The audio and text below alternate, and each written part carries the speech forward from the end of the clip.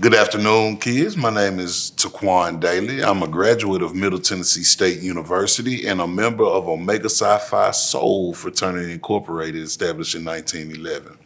I am a community activist and a public servant. And today we have Ron's Big Mission, written by Rose Blue. All right, let's see what Ron's been up to. You're up early this morning, Ron. What's the rush? Asked Mrs. McNair. Come and have your breakfast. I made some oatmeal. I have to go, Mama, said Ron, trying his sneakers. I have something to do this morning.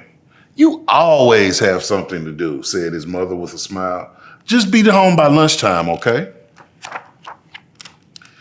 Ron was 9 years old. That morning he left his house with a plan. He had been thinking about it for a long time. It was a beautiful South Carolina summer day, and Ron looked up at the blue sky. Someday, he thought, he would be up there flying a plane. He wanted to be a pilot when he grew up. But today, Ron had something else on his mind, something very important. I wonder what Ron had on his mind. Ron walked down the street just as fast as he could. He didn't want to be late. Hi, Ron, the grocer called from the front side of the store. There you are, just in time for a donut. Morning, Mr. Douglas, said Ron. Thank you, but there's some place I have to be.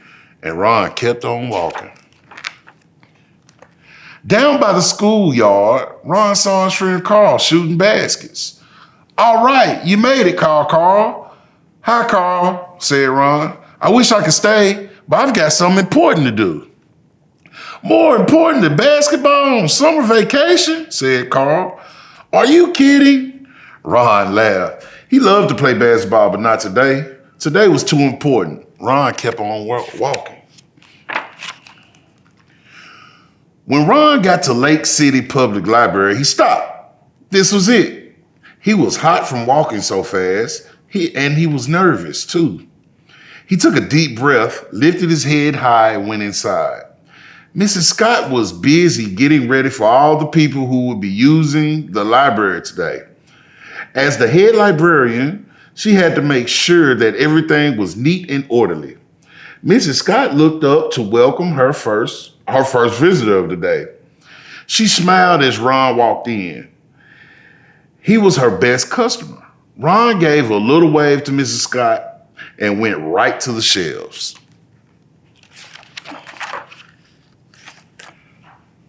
It took Ron a while to find some books. He always looked for books that showed children who looked like him, but that was hard. There weren't as many books about black kids on the shelves. At last, Ron found some books on airplanes. He took the books and started to walk around the front desk. Ron felt nervous and his hands felt a little sweaty, but he knew what he wanted to do.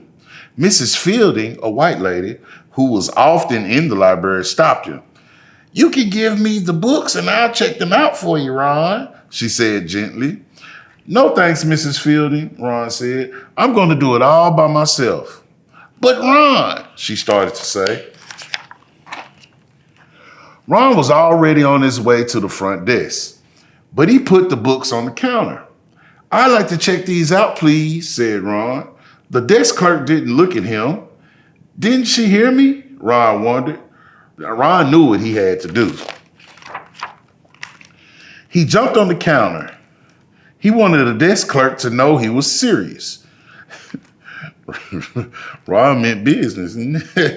I like to check out these books, he said quietly. At first, the desk clerk and Mrs. Scott just looked at each other. You know you can't check out books, Ron, said Mrs. Scott. You can read them here. That's the rule. Only white people can check out books from the library. Ron looked at Mrs. Scott and the desk clerk politely, but he would not budge. I always read them here. Today, I want to check them out, said Ron. Mrs. Scott and the desk clerk did not know what to do. Ron wouldn't get off the counter. People were staring. Finally, the desk clerk called out the Lake City police. Goodness. 2 policemen came right over. "Let someone check out the books for you, son," said one of the policemen. "You know the rules." But Ron just shook his head. He wouldn't budge. Now, Mrs. Scott called Ron's mother. Miss McNair came to the library very quickly. "I know how you feel, baby," she said, "but you have to follow the rules." "I can't, Mama," Ron told her. "It's wrong. The rules are not fair. Why can't I check out books like everyone else?" No one said anything. Not the desk clerk, not Mrs. Scott, not the policeman, not even Ron's mother. Mrs. Scott looked at Ron. She thought about all the times that Ron came to the library and all the times he sat at the tables for hours looking over so many books. He was her best customer, and she knew what she had to do. Mrs. Scott walked back into her office and started writing. Ron wondered what she was doing. Mrs. Scott returned and handed Ron a library card, his library card. Ron looked at Mrs. Scott and smiled. As he jumped to the floor, he thought he saw her smile too. "I'd like to check out these books, please," he said, handing the card to the desk clerk. The desk clerk took his library card and stamped the cards in the back of the books, in the back of the books. "These are due back in 2 weeks," she said. Ron smiled. "Thank you," he said. He took the books under his arm and took his mother's hand. Together they walked home. Ron couldn't wait to get to his room and open to page 1. And that was Ron's big mission.